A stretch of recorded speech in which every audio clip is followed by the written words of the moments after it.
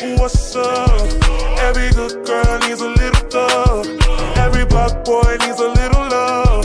If he put it down, I'ma pick it up, up, up. Hit him up. In the truck, got it tucked. He get it up. Pocket stuck all night. I like you ain't gotta say it when you know it's on side. She got everything you want in a nice body, ass fat. Sebelum saya lanjut ke materi, saya akan menyebutkan sumber referensi yang saya dapatkan berasal dari buku Psikologi Suatu Pengantar edisi revisi karya Dr. Idi Warsah MPDI dan Mirzon Daheri MAPD. Few moments later. Pengertian psikologi, menurut asal katanya, psikologi berasal dari bahasa Yunani kuno, psi yang berarti jiwa dan logia yang artinya ilmu. Sehingga secara epistemologi, psikologi dapat diartikan dengan ilmu yang mempelajari tentang jiwa. Menurut Shah, terdapat beberapa definisi psikologi yang satu sama lainnya berbeda. Yang pertama, the scan of mental life. Ilmu mengenai kehidupan mental. Yang kedua, the scan of mind. Ilmu mengenai pikiran. Dan yang ketiga, the scan of behavior. Ilmu mengenai tingkah laku. Menurut Geltman, psikologi didefinisikan sebagai ilmu pengetahuan yang berusaha memahami perilaku manusia, alasan dan cara melakukan sesuatu, dan juga memahami cara makhluk tersebut berpikir dan berperasaan. Materi yang kedua, objek psikologi. Objek psikologi dibagi menjadi dua. Yang pertama, objek material. Objek material adalah objek yang bersifat umum. Objek material psikologi adalah manusia. Dan yang kedua, objek formal. Objek yang bersifat spesifik dari segi tertentu, yaitu objek material yang dibahas. Objek formal psikologi adalah perilaku manusia dan hal-hal yang berkaitan dengan proses tersebut. Materi yang ketiga, ruang psikologi. Psikologi sebagai suatu disiplin ilmu yang khas mempelajari tingkah laku individu mempunyai ruang lingkup cukup luas, mencakup berbagai lapangan dan tingkah laku manusia dilihat dari segi objek. Dapat dibedakan dalam dua golongan besar, yaitu psikologi yang meneliti mempelajari manusia. Psikologi yang diteliti dan dipelajari dalam psikologi di sini adalah tentang perilaku seorang atau perilaku manusia. Berdasarkan tujuannya dibedakan apa psikologi teoris dan psikologi praktis. Psikologi teoris dipelajari dengan tujuan untuk mengembangkan ilmu, sedangkan psikologi praktis dipelajari dengan tujuan untuk kebutuhan praktis, khususnya problem solving. Berdasarkan objek yang dipelajarinya dibedakan atas psikologi umum dan psikologi khusus.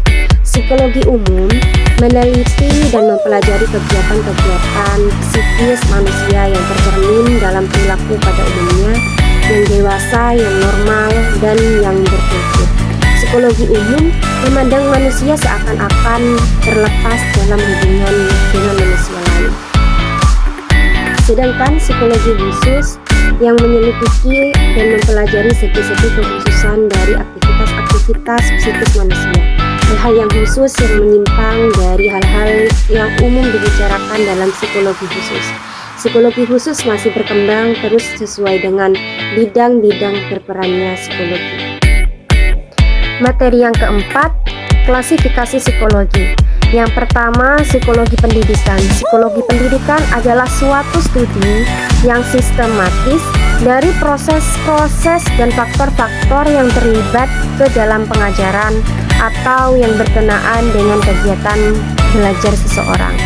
Dari batasan pengertian ini dapat kita artikan bahwa psikologi pendidikan merupakan suatu ilmu yang mencoba meneliti, mempelajari, mendekati, dan menyelidiki secara sistematis, secara teratur hal-hal seperti apa, bagaimana, mengapa seseorang belajar atau berusaha memiliki ilmu, pengetahuan, dan keterampilan. Yang kedua, psikologi agama atau Islam. Pengertian agama menurut Jihalauba Agama adalah cara bertingkah laku sebagai sistem kepercayaan atau sebagai emosi yang bercorak khusus. Sedangkan definisi agama menurut Paulus adalah hubungan praktis yang dirasakan dengan apa yang dia percayai sebagai makhluk atau sebagai wujud yang lebih tinggi dari manusia. Secara psikologi, agama adalah ilusi manusia. Manusia lari kepada agama karena rasa ketidakberdayaan menghadapi bencana. Dengan demikian, segala bentuk perilaku keagamaan merupakan perilaku manusia yang timbul dari dorongan agar dirinya terhindar bahaya dan dapat memberikan rasa aman. Untuk keperluan itu, manusia menciptakan Tuhan dalam pemikirannya. Psikologi agama merupakan salah satu bukti adanya perhatian khusus para ahli psikologi terdapat peran agama dalam kehidupan dan kejiwaan manusia. Yang ketiga, psikologi kepribadian. Psikologi kepribadian merupakan kajian yang berfokus pada usaha dalam memahami tabiat, watak, sifat, dan karakter seseorang. Salah satu bidang yang banyak menggunakan peran psikologi kepribadian yaitu pendidikan. Yang keempat, psikologi perkembangan. Menurut Harlock, pada dasarnya dua proses perkembangan yaitu pertumbuhan atau evolusi dan kemunduran atau involusi terjadi secara serentak dalam kehidupan manusia. Hal ini menunjukkan bahwa perkembangan tidak hanya bermakna kemajuan tetapi juga kemunduran. Perkembangan mencakup hal-hal yang bersifat kuantitatif dan kualitatif. Yang kelima, psikologi sosial. Berbagai macam aspek kehidupan manusia seperti komunikasi maupun interaksi juga mengalami perubahan yang sebelumnya tidak pernah diduga-duga. Dunia seolah-olah tidak memiliki batas, tidak ada kerahasiaan yang ditutupi. Istilah media sosial tersusun dari dua kata yakni media dan sosial.